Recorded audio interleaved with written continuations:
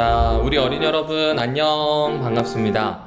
금요일 예배 시간이 돌아왔습니다. 오늘이 12장이죠? 다음 주는 성경학교이기 때문에 그 다음 주 8월 둘째 주가 되었을 때 13장을 하게 됩니다.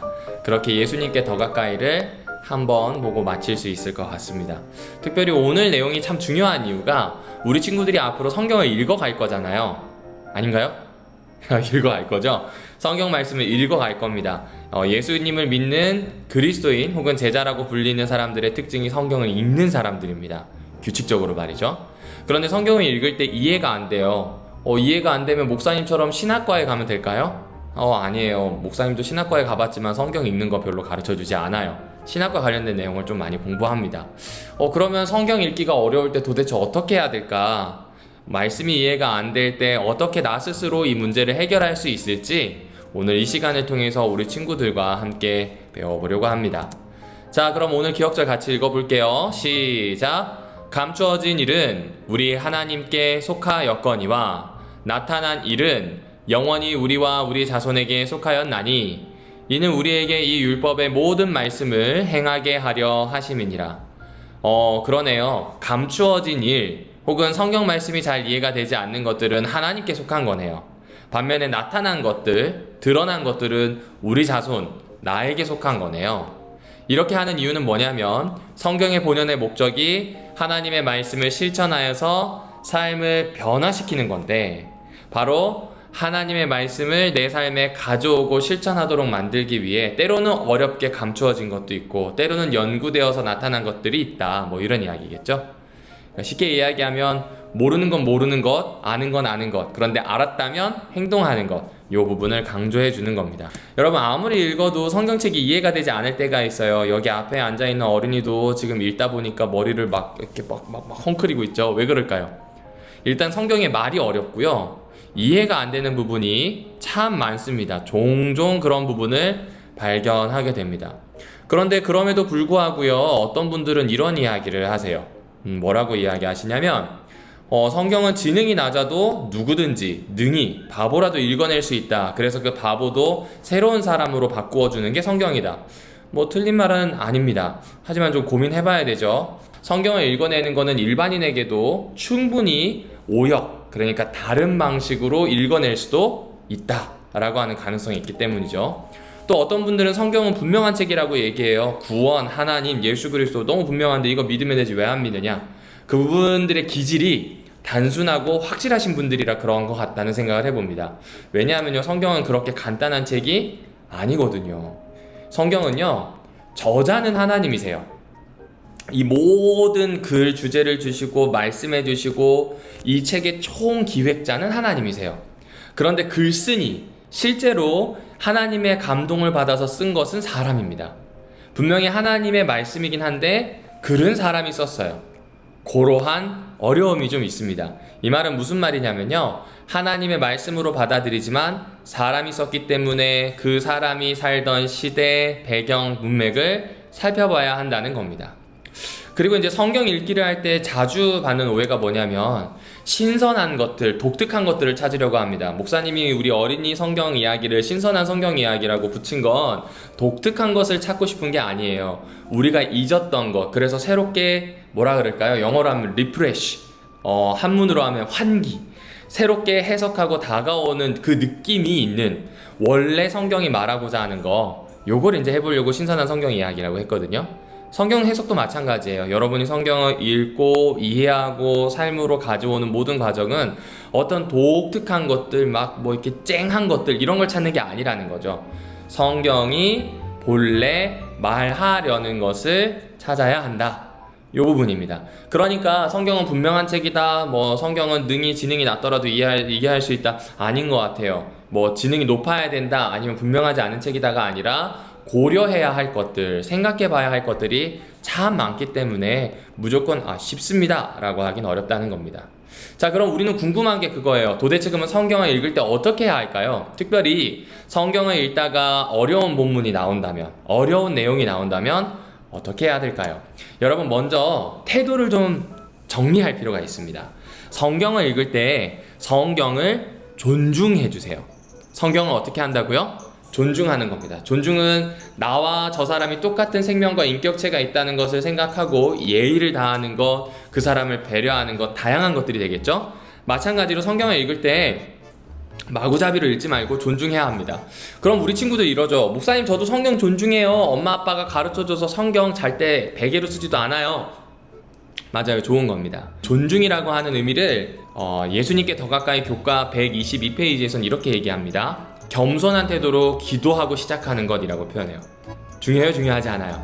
중요해요. 성경을 쓴 저자들에게 하나님이 감동을 주셨던 것처럼 읽는 독자인 나에게도 하나님이 감동을 주시도록 기도하는 것. 이것이 바로 이제 성경을 존중하는 첫 번째 태도입니다. 하지만 또 성경을 존중한다라고 했을 때 특징을 좀 봐야 되겠죠? 아까 얘기했던 것처럼 하나님의 말씀이자 사람의 글이기도 합니다. 여러분이 얘기한 것처럼 성경을 존중하지 않는 사람은 없습니다. 하나님의 말씀으로 받아들이신 분들은요, 정말 성경을 심주따진지 모시듯이 합니다. 그런데 이것만 강조하면 좀 어렵습니다. 신이 준 책이라고 하는 것에 강조점을 두는 거죠. 그런데 이건 존중하는 것 같지만 실제로 존중하는 것은 아니에요. 여러분, 성경에도 배경이 있잖아요. 문맥이 있어요. 글의 흐름이 있거든요. 장르가 있어요. 이 저자가 어떤 말투를 많이 썼는지 드러납니다. 왜요? 하나님이 썼지만 사람이 썼기도 하거든요. 이런 거 고려하지 않고 막 읽어버리잖아요. 그러면 내가 원하는 대로, 마음대로, 입맛에 맞게 해석합니다. 이건 정말 좋지 않은 태도입니다. 반대로 사람의 글이라고 하는 것에 강조점을 두시는 분들도 있어요. 중요합니다. 왜냐하면 성경을 옳게 이해하기 위해선 장르도 문맥도 이해해야 되죠. 근데 여기에 너무 집중해서 이것만 강조하시는 분들은 성경에 나오는 기적은 합리적이지 않아서 빼버려야 되고, 가부장적인 거 빼야 되고, 그리고 노예제와 관련된 거 빼야 되고, 현대적이지 않아서 빼야 되고, 이렇게 다 빼버립니다. 이렇게 다 빼게 되면 성경이 가지고 있는 본래의 의미를 알 수가 없어요. 그래서 성경을 존중한다는 건 다시 이야기하지만 기도하고 겸손한 마음으로 읽는다. 그리고 기도하고 겸손한 마음으로 읽는다는 것에서 좀 더 구체적으로 얘기하면 하나님의 글로 받아들이기 때문에 존중한다. 사람의 글이기 때문에 배경과 문맥을 파악해서 성경이 말하고자 하는 그것이 무엇인지를 찾아간다. 이렇게 이야기하는 겁니다. 이걸 조금 더 구체적으로 얘기하면요, 여러분, 성경 전체 이야기를 들어야 합니다. 창세기부터 계시록까지, 또 여러분이 창세기 한 권을 읽는다면 요셉 사건만 볼 것이 아니라 창세기 1장부터 50장까지의 전체 내용 안에서 요셉 사건을 볼 필요가 있습니다. 그래서 목사님이 여러분에게 제안하는 건 어떤 성경을 묵상하거나 아니면은 설교를 듣거나 할 때 본문이 미리 나오잖아요. 그러면 대부분 그 짧은 본문만 읽어요. 설교가 되는 본문만 읽고, 또 묵상할 때 읽는 한두 문단 정도 되는 그 짧은 본문만 읽습니다. 그러면 제대로 된 의미를 파악하기 어려울 때가 있어요. 그래서 여러분처럼 아직 어릴 때는 성경에 있는 이야기들 있잖아요. 그 한 권에 대한 이야기들을 전체적으로 읽어낼 필요가 있습니다. 이번에 패스파인더에서 성경 탐험 대회를 하는데 범위가 창세기예요. 한 9장, 10장 정도에서 우리 친구들이 나누게 될 텐데, 그러면 자기 걸 읽은 다음에 창세기 전체를 읽어보면 여러분이 공부하고 또 창세기를 이해하는데 훨씬 도움이 될 수 있습니다. 어려울 수도 있어요. 그러면 이제 좀 쉽게 쓰여진 성경책을 가지고 읽어보시면 좋습니다. 여하튼 요지는 성경 전체 이야기를 들어야 한다는 겁니다. 그리고 두 번째 태도입니다. 두 번째 태도는 뭘까요? 성경을 정직하게 대하는 겁니다. 성경 읽다 보면요, 여러분을 실망하게 만드는 이야기들이 많아요. 노예제를 찬성하는 것처럼 보이기도 하고요. 일부 다처제, 한 남자의 여러 와이프를 둔다든지, 종종 말살, 가끔 보면 하나님이 이방 민족을 막 말살하라고 하는 명령이 나옵니다. 이런 거 보면 과연 하나님이 하나님 맞나? 이 생각이 듭니다. 또 메시지 안에서 헷갈리는 경우도 있죠. 성경 메시지 중에 의인은 형통한다고 하는데 욥을 보면 의인 중에 고통당하는 사람들도 있어요. 부자가 되는 게 축복이라고 얘기하는 구절들도 있거든요. 그런데 가난을 축복이라고 이야기해요. 이 사이에 막 불안해요. 어떤 게 맞는 건지 모르니까 이게 어느 게 맞나 생각하다 보면 성경 말씀이 잘 이해가 안 돼요. 오늘 제목처럼 말이죠. 또 어디에서는 예수님을 잘 믿어야 된다. 믿고 그 마음에 받아들이는 게 중요하다고 이야기하고요. 믿고 받아들이는 게 뭔 소용? 네, 행해야지. 이런 얘기를 해요. 강조점이 이렇게 있다 보니까 그 안에 정말 긴장이 이만큼 올라갑니다. 불안함도 이만큼 올라가고요. 그래서 여러분은 이런 긴장감이 느껴지는 이야기를 볼 때 어떡하지? 그냥 읽지 말아야 되겠다가 아닙니다. 이럴 때는 여러분이 의심을 해보기도 하고 비판해보기도 하고 생각해보기도 하고 괴로워해보기도 해야 됩니다. 성경을 정직하게 대하는 겁니다. 여러분이 친구를 만날 때 그 친구의 좋은 점도 보고 나쁜 점도 보잖아요. 그 친구가 고쳤으면 하는 것도 있고 본받고 싶은 것도 있단 말이죠. 성경 같은 경우에도 하나님의 말씀이긴 하지만 그 안에 받아들여지는 게 있고 안 받아들여지는 것들이 있어요. 그걸 정직하게 인정하세요. 그래야 오래 읽을 수 있어요. 오래 읽어야 역사가 일어납니다. 삶의 변화가 일어나요. 그래서 성경을 읽을 때 오래 읽는 방법은 정직하게 대하는 겁니다. 제가 읽는 책 중에 나를 넘어서는 성경 읽기라고 하는 책이 있는데 그 책의 저자가 이런 얘기를 했어요. 우리가 성경을 보호한다는 건 어불성설, 말이 되지 않는다. 실상은 성경이 우리를 보호한다. 실제로는 성경이 우리를 보호한다는 거죠. 성경은 하나님의 말씀이잖아요. 그래서 이 성경이 우리를 보호해요. 내가 성경에 대해서 궁금한 게 있으면 질문하고요. 의심이 있다면 역시 의심한 것들도 물어보고요. 신랄하게 비판해보기도 하고요. 그러면 성경에 있는 하나님은 사랑의 하나님이셔서 우리 친구들이 이렇게 찰찰찰 달래서 하나님이 보여주고자 하는 메시지 앞으로 데려가십니다. 내가 원래 말하려고 하는 건 이거야 라고 하면서 성경이 우리를 보호해요. 우리가 어줍지 않게 성경을 대변하거나 변증하거나 그럴 필요가 없다는 이야기입니다. 정직하게 성경을 대하시면 참 좋을 것 같아요. 이거는 엄마, 아빠, 선생님들에게 추천해보는 책입니다. 저도 다 읽지는 못했지만 읽으면서 참 좋았던 책이었어요. 지금도 읽고 있고요. 이 책의 이름이 다시 성경으로라고 하는 책입니다. 이 저자가요, 오바마 대통령 시절의 종교 자문이었는데 굉장히 보수적인 집안의 크리스찬으로 태어나게 됩니다. 그러면서 자신이 커갈 때 성경 세계관과 실제 삶이 너무 달라서 그 안에서 엄청 고민하고 괴로워하고 혼란하고 교회를 가야 되냐 말아야 되냐 이 고민을 엄청 하면서 성경을 읽었다가 안 읽었다가 이렇게 자신의 이 마음이 왔다 갔다 하고 삶이 왔다 갔다 했던 기록들을 고스란히 블로그에다가 적었어요. 그 글을 합쳐서 책으로 낸 건데 이걸 읽게 되면 다시 성경을 돌아보게 되고 읽고 싶은 마음이 무럭무럭 솟아납니다. 이걸 꼭 한번 읽어보시는 것도 좋은 게 될 것 같아요. 이 저자는 저랑 나이가 같은 걸로 아는데 미국에서 독감에 걸려서 좀 죽었어요. 그래서 굉장히 안타까운 저자이기도 합니다. 하지만 책이 너무 좋아요. 그래서 성경의 회의감, 의심이 들 때 혹은 괴로울 때 이 책을 한번 읽어보시길 추천해 드립니다. 자, 이제 여기까지 이야기를 들어보니까 성경을 읽기 위해서는 공부가 필요해 보이는데 라는 생각을 합니다. 목사님처럼 신학을 공부할 수 있는 것도 아니고 전문적으로 해석하는 공부를 할 수 있는 것도 아니잖아요. 어떻게 해야 될까요? 특별히 오늘 우리 주제처럼 성경을 읽기 어려울 때 말입니다. 이때는요, 여러분이 다양한 번역본을 통해서 기초를 탄탄하게 가지면 좋습니다. 여러분이 사용하고 있는 교과서 있죠? 학교에서 쓰는 교과서. 그 교과서에서 국영수사과와 통합과정은 국정교과서라 해서 나라에서 내요. 하지만 음악미술 사회과학 같은 경우에는 검정교과서를 씁니다. 이건 나라에서 내지 않고 회사에서 낸 건데 나라가 인정해 주는 거예요. 동시에 이 중학교에 가게 되면 언니 오빠들한테 물어보세요. 교과서가 학교마다 다 달라요. 국정교과서 안 쓰고요, 검인정 교과서를 쓰게 됩니다. 그러니까 교과서 종류가 많아요, 적어요? 굉장히 많겠죠. 근데 그거 다 사회는 사회, 과학이면 과학, 국어면 국어, 여러분에게 필요한 거 알려줘요. 다양한 번역본이 바로 그런 거예요. 여러 개의 번역이 돼 있어요. 영어로 번역된 것도 있고 우리말로 번역된 것 중에도 번역본이 다양한데 그것은 검정 교과서들이에요. 거기서 좋은 본문들을 좀 보면서 읽으면 좋습니다. 그래서 목사님이 성경을 읽으면서 여러분이 좀 읽었으면 하는 본문들이 있는데, 일단 기본적으로 개역 개정판을 많이 씁니다. 이거는 이제 당연히 있다고 보고요. 성경전선 3번역, 공동번역, NRSV, NIV 요 정도 한 이 5개 안에서만 읽어도 충분히 성경의 의미를 좀 발견할 수 있습니다. 만약에 아직은 영어가 서툴고 어렵다 혹은 시간이 없다 하면 이 5개 본문 중에서 5개 번역본 중에서 2개 정도만 선택해서 비교해보기도 하고 차이점을 찾아보기도 하면서 읽어보면 좋을 것 같아요. 그리고 이거는 성경을 읽다 보면 이 성경책을 다 살 수가 없잖아요. 목사님이 여기 스캔할 수 있도록 해놨는데, 여러분이 다양한 번역본을 보고 싶으면 여기 다국어 성경 홀리 바이블이라고 하는 홈페이지거든요. 여기에 가면 이 통합 검색을 누르면 다양한 번역본이 뜹니다. 이 스캔해서 들어가 보셔도 좋아요. 이거는 목사님이 자주 쓰는 어플인데요. 여러분이 보기에 지금 왼쪽 편은 아이폰이고요, 오른쪽은 안드로이드입니다.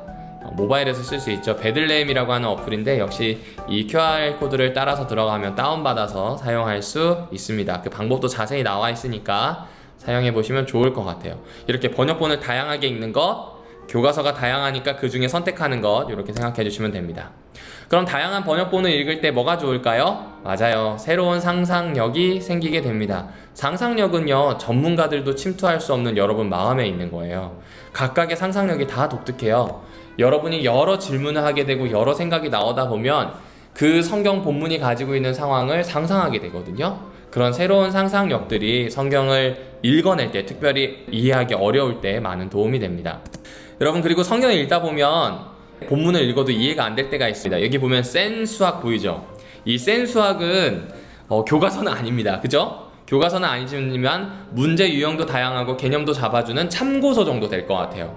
뿌리 깊은 초등 국어 독해력, 이거 알라딘에서 보니까 꽤 높이 있더라고요. 독해력을 어떻게 해야 되는지, 그리고 사고력을 어떻게 키우는지, 뭐 요런 것들, 책을 읽기 위한 뿌리를 다지는 겁니다. 교과서에 있는 내용을 이해하기 위해 돕는 거죠. 옛날 우리 엄마 아빠 시대 때는 표준전과라고 하는 게 있었어요. 교과서를 설명해주는 책입니다. 마찬가지로 성경에 있는 내용을 설명해주는 책이 있을까요, 없을까요? 있어요.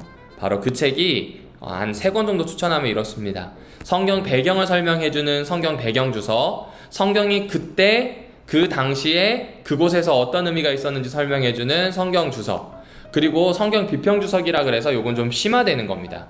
목사님이 요 한 3개 정도 되는 주석 중에 추천한다면 요걸 추천합니다. 아마 선생님들께서 특별히 이 아이들과 성경 공부를 준비하실 때 많은 도움을 받으실 수 있을 것 같습니다.